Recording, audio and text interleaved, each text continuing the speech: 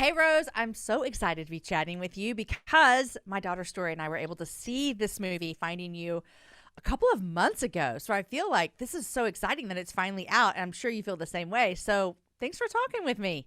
Of course, and I'm so excited as well. We filmed this back in 2019, pre-pandemic, and yeah, it is just now coming out, and we're so excited to get people out into the theaters and be able to watch this film that's all about, travel and Ireland and everything. And I really think it's going to do so well because of that. And I think people really miss that travel and everything. People really miss the travel. I'll just go ahead and say you're right about that. Okay, so I asked my daughter Story last night. I told her I was going to talk to you, which she just thinks now I'm the coolest person ever because I'm talking to the person that she watched on the movie that she loved. But here was her question for you. Ready? Her question was: you mentioned it was in Ireland, and Ireland is so beautiful. I've had the opportunity to go there, and it's one of my favorite places. But she wanted to know, what was your favorite place to film while you were there? Ooh, that's such a good question. I think I think that my initial answer would definitely be the Cliffs of Moher. I mean, Oh, that those were the most magical, whimsical location that anyone could ever shoot on. I mean, really, when you're standing there, you really do think that you have just stepped out of this castle era and you're overlooking this gorgeous sea. It That would probably be my initial answer. But I think if I think back to the most fun times I had and the most connections I made, I would definitely say that Carlingford, Ireland, the little town that we filmed the festival scene and most of the outdoor shots, that would probably be my favorite location just because the people there were so genuine. You really got a sense of the Irish culture. And it was also just such a gorgeous town. It was right on the water. There was a pier that we would go and jump off of every morning, occasionally, which the producers were not thrilled about because it was freezing cold water. But we all did it, and it really woke us up and made us excited for the day. And, the Irish crewmates were with us, so we were all very safe. But uh, oh it my was gosh. it was such an incredible experience for sure. Definitely Carlingford, I think. Ireland is so beautiful. My husband and I went a couple of years ago, and we just went along. Well, it's all coast, but we just went around the southern part and stayed in these little towns. And you're right; these Oh, little communities are just, you go. I could stay here for like a week, and and yes, just love it so much. It was so beautiful. Okay, I, absolutely. I mentioned that my daughter's Story, and I watched this at home, and she's 13, and so I really found it to be, not only is it beautiful because it's in Ireland, also, but there are so many great themes within it. And I'll talk about one in a minute, but I want to know from you, why do you feel that this is such a great movie for mothers and daughters to experience together? Yeah, I have a very close relationship with my mom, and so when I read this, Finley is kind of going through this time where there aren't a lot of people in her life that really support her and appreciate her and kind of know what she's doing. So I think it's so important. Even her mom in the beginning kind of has a hard time accepting the fact that she wants to become a violinist and that that's what she's Yes. trying to do. So when she goes to Ireland, I really personally think that there's more of this mother-daughter connection with her and Nora than there is with her and her true mother, because Yeah. Nora comes in as this very mother-like character who really cared for her brother as well as she would have her own son. And I think that through Nora's encouragement of her and her ability to kind of spur Finley along and cause her to question some things, and give is the one who actually gives her the sketchbook that takes her on this journey to really find herself. And I think that that's so beautiful to be able to see this mother like character kind of spurring Finley along the whole way and encouraging her to follow her dreams and do what she knows that she's meant to do and that she's passionate Well, there was another relationship with the boy, which I'm sure all the girls will want me to ask you about. about. But I want to skip over that, and I want to ask you about the relationship between Kathleen and Finley. Mm, And to me, I don't know if it's because I'm, older, that it was so beautiful to watch the progression of that relationship. And it had a rough start, obviously, as we will see in the movie. But I like the way that Finley continued to press into that and this kind of multi-generational friendship that they developed. What do you hope that viewers take away from that relationship, specifically between Finley and Kathleen, when they watch the movie? I definitely would like them to take away the idea that you really should keep pushing and be determined and be persistent, because Kathleen seemed to be this cranky old lady. And then once you actually got to know her, she was this wealth of knowledge and wisdom and information and had so much to teach Finley and really encouraged her along the path. And she would not be I firmly don't believe that, or I firmly believe that she wouldn't have become the woman that she was by the end of the film without Kathleen Sweeney.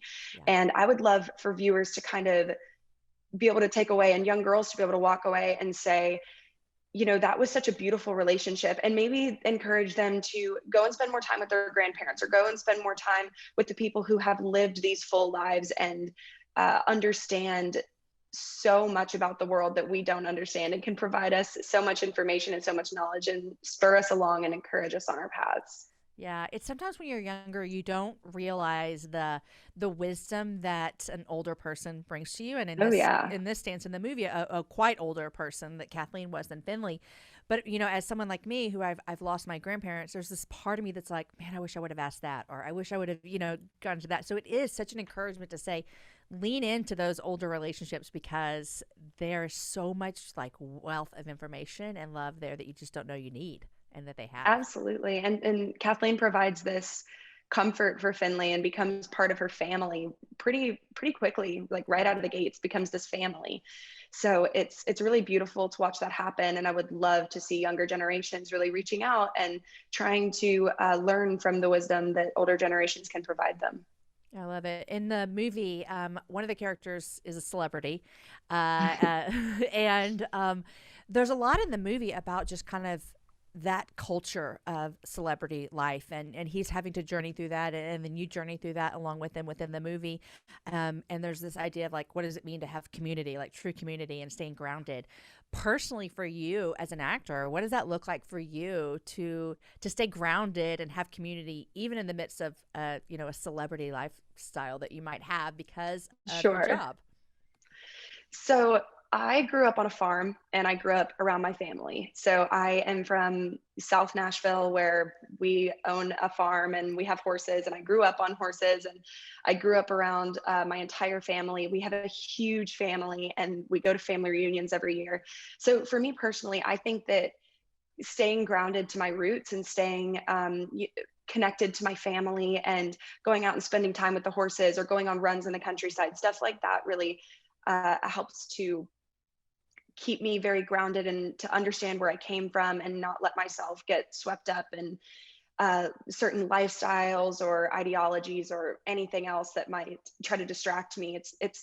And there's something so therapeutic and, like you said, very grounding about family and countryside and all of that. So, and I do have some really close friends who have been with me from the very start, and they, are so supportive and so encouraging of all of this. And it's been great to have them, and I wouldn't trade them for the world. I love it. How did you get started in acting? I was actually really interested. I've always been very interested in storytelling. I love storytelling just in general in every form and facet. And when I was, when I was probably like 12 or 13, there was a film producer who was a friend of ours who wanted to film on our property. And so my dad let that happen. He was like, sure, you can film here. And he ended up filming a movie on our property, a small independent film. And I got to watch that and kind of see that. And I'd already been very interested in storytelling. I used to direct plays and do all of these things at our house and would write stories and everything. And so when I got to see this new aspect of storytelling through film, I just really fell in love. And I was like, I will work in film somehow. I will either be a writer, I will be an actress, or I will work behind the camera. I will get people coffees. I will do whatever I need to do. Whatever it takes. Yes, to be a part of this storytelling. And so that's what I did. I worked on that set, just getting coffee and getting whatever anybody might need. I was this teeny tiny little PA running around doing everything. I love And it. people really thought it was hilarious, but they also gave me the opportunity to learn so much about the set and learn so much about film life and everything. And I'm really grateful to the people who worked on that set and the people who worked on the sets I worked on later on, because they really were stepping stones to get me to where I am today. I love that. Sometimes, it's such a good reminder, even to like young girls that might be watching this, that you never know the opportunity that what it might lead Really. to. Absolutely. Helping. Yeah. So great. Okay, Rose, I want to ask you this. One of the main themes in this film is to be true to yourself. And I am older than you. I'm parenting teenagers, but I think it doesn't matter how old you are. this idea of being true to yourself is difficult sometimes. So what is your hope as young girls watch this film and they see this theme of being true to yourself? What is your hope for that generation? It's definitely something that is a huge issue, especially in today's society, in today's world, where we do have social media and there are so many distractions and so many people that we can compare ourselves to. I know I have Yeah. absolutely been subject to that and have fallen prey to just comparing myself to others. And I think I would love for people to take from this that regardless of what your passion or desire is, or your love, or who you truly are, it's okay. It's not, it's you don't have a lesser calling or a higher calling. There is no lesser or higher calling than another. And if you really, really, really want to start a blog where you talk about books all day, I encourage it. I have Right. done that. Go. It is amazing. Yes, do it. And don't let yourself fall prey to seeing these other girls that are so not perfect. I can't tell you how many times I've looked through photos and been like, oh, that has to be photoshopped. That has to be photoshopped. How many Mm, times I've photoshopped photos and been like, yeah, yeah. that looks way better. Right. And we all fall victim to it. And I would love for girls to walk away from this with this confidence of knowing that they were created to be who they are, and they were given the body they were given for a reason, they were given the mind they were given for a reason, and it was all to tackle the things that are going to come at them in their lives. And that's such an important thing to me because I've had to, go through that same thing. So I would love for girls to understand that they are who they are with a purpose and for a reason. I love that so much. Okay, now it's you and Jedediah had great chemistry on the set. What was it like working with him? Oh my gosh, Jed was truly one of the most entertaining people I have ever spent time with. I love him to death. He's also one of the kindest people I've ever met, and very selfless in a lot of ways, and is so eager to help someone else, especially the crew who is doing so much for him. And he was always making me laugh, always doing something crazy. Man's an incredible athlete. So he was, doing handstands and walking around on his hands sometimes just to, let out energy. And he has such a heart for animals and for people, and is really just the sweetest guy. And, uh, you know, I am so honored to have worked with him, and we had an absolute blast while we were there. Oh, I love it so much. Okay, my daughter's last question for you was, did you know how to play the violin before? Do you play the violin? What tell us about that? So I actually played violin when I was pretty young. It was one of those instruments that my mom was like, "You're going to learn this," as a Okay. kid. And so she put me in class and she made me learn the violin. But when I say learn, I mean you know, I was in violin classes for a while, but I knew very, very little about it and could only play a couple of songs. So when I got this role and I heard, oh, you have to play violin, I was like, this is not a problem at all. I can play violin. I've done Right. this, I've done this. when I was a My kid. mom made me. Yes, Yeah. yes, I need probably a full size violin because mine was for like an 11-year-old, but yeah, Right. for sure, I could play.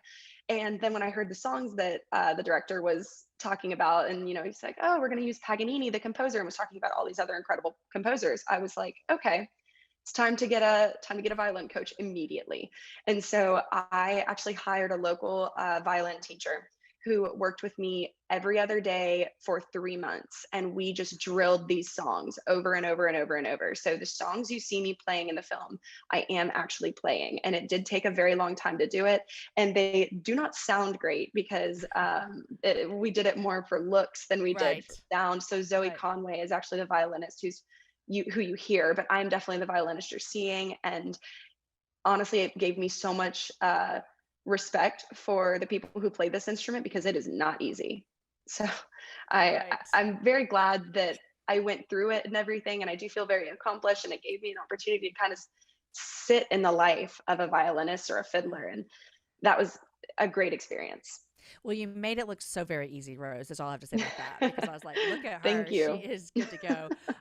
Rose, this movie, Finding You, is just a joy. And as a mom to a 13-year-old daughter who I got to see it and watch it with, I was so happy to have a movie that we could watch together with such great themes of believing in yourself and staying true to yourself. And like we said, the generational friendship that you had and just the journey that Finley went on is just one that I can stand behind. And so thank you for choosing to say yes to this role. And thank you for letting Story and I watch it soon. And everyone, you can find Finding You out in theaters May 14th. And we're all so happy to be going to a movie. So, Rose, thank you so much. Of course. Thank you so much, Jamie.